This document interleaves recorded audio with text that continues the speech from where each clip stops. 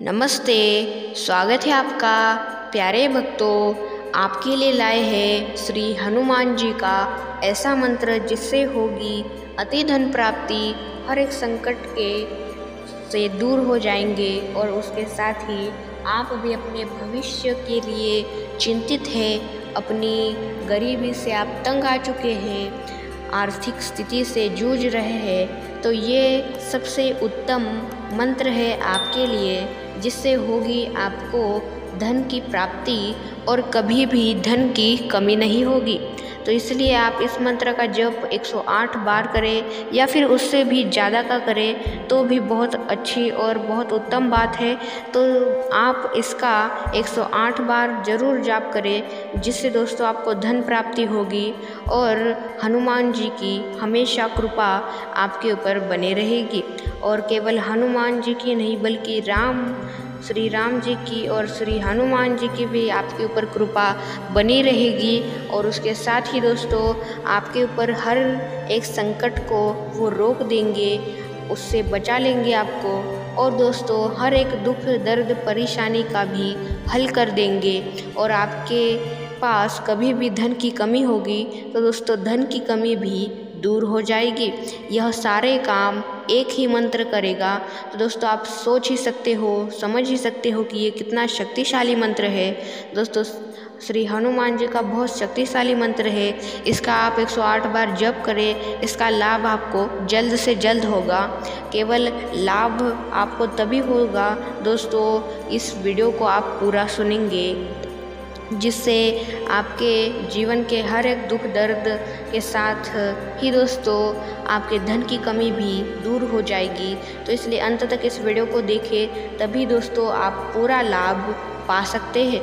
दोस्तों आपको बताते हैं वो श्री हनुमान जी का सबसे शक्तिशाली मंत्र। तो चलिए आपको वो मंत्र बताते हैं। ओम ह्रीं हनुमते रामदूताय धनमे देहि दापय स्वाहा। ओम ह्रीं हनुमते रामदूताय धनमे देहि दापय स्वाहा। ओम ह्रीं हनुमते रामदूताय धनमे देहि दापय स्वाहा। ओम ह्रीं हनुमते रामदूताय धनमे देहि दापय स्वाहा। ओम ह्रीं हनुमते रामदूताय धनमे देहि दापय स्वाहा। ओम ह्रीं हनुमते रामदूताय धनमे देहि दापय स्वाहा। ओम ह्रीं हनुमते रामदूताय धनमे देहि दापय स्वाहा। ओम ह्रीं हनुमते रामदूताय धनमे देहि दापय स्वाहा। ओम ह्रीं हनुमते रामदूताय धनमे देहि दापय स्वाहा। ओम ह्रीं हनुमते रामदूताय धनमे देहि दापय स्वाहा। ओम ह्रीं हनुमते रामदूताय धनमे देहि दापय स्वाहा। ओम ह्रीं हनुमते रामदूताय धनमे देहि दापय स्वाहा। ओम ह्रीं हनुमते रामदूताय धनमे देहि दापय स्वाहा। ओम ह्रीं हनुमते रामदूताय धनमे देहि दापय स्वाहा।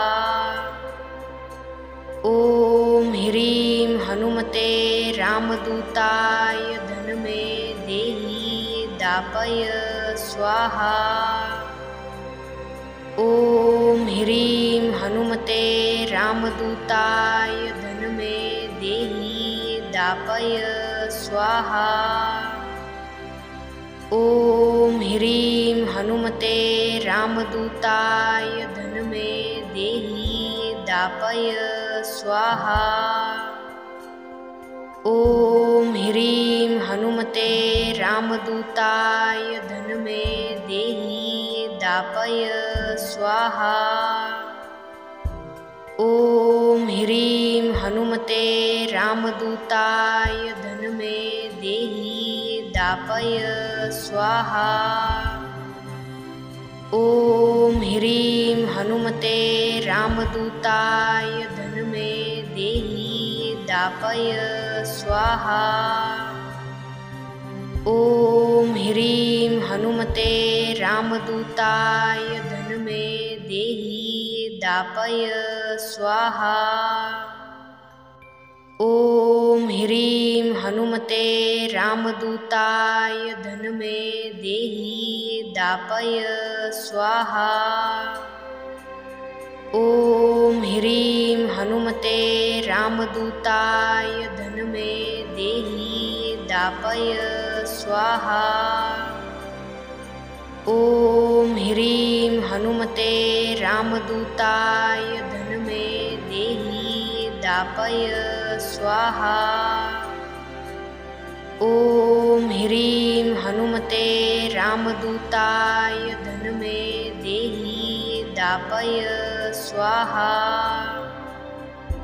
ॐ ह्रीं हनुमते रामदूताय धनमे देहि दापय स्वाहा। ॐ ह्रीं हनुमते रामदूताय धनमे देहि दापय स्वाहा। ॐ ह्रीं हनुमते रामदूताय धनमे देहि दापय स्वाहा। ॐ ह्रीं हनुमते रामदूताय धनमे देहि दापय स्वाहा। ॐ ह्रीं हनुमते रामदूताय धनमे देहि दापय स्वाहा।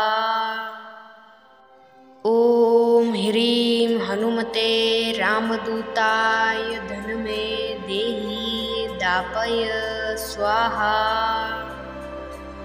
ॐ ह्रीं हनुमते रामदूताय धनमे देहि दापय स्वाहा।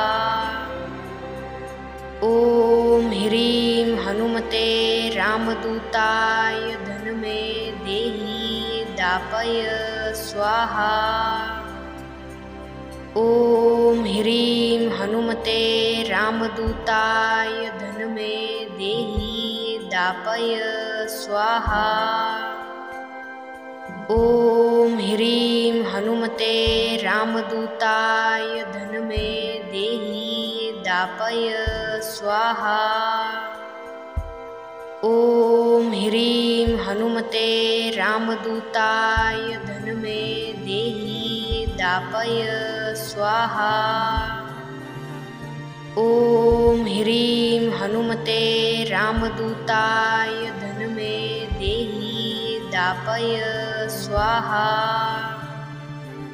ॐ ह्रीं हनुमते रामदूताय धनमे देहि दापय स्वाहा। ॐ ह्रीं हनुमते रामदूताय धनमे देहि दापय स्वाहा। ॐ ह्रीं हनुमते रामदूताय धनमे देहि दापय स्वाहा। ॐ ह्रीं हनुमते रामदूताय धनमे देहि दापय स्वाहा। ॐ ह्रीं हनुमते रामदूताय धनमे देहि दापय स्वाहा। ॐ ह्रीं हनुमते रामदूताय धनमे देहि दापय स्वाहा।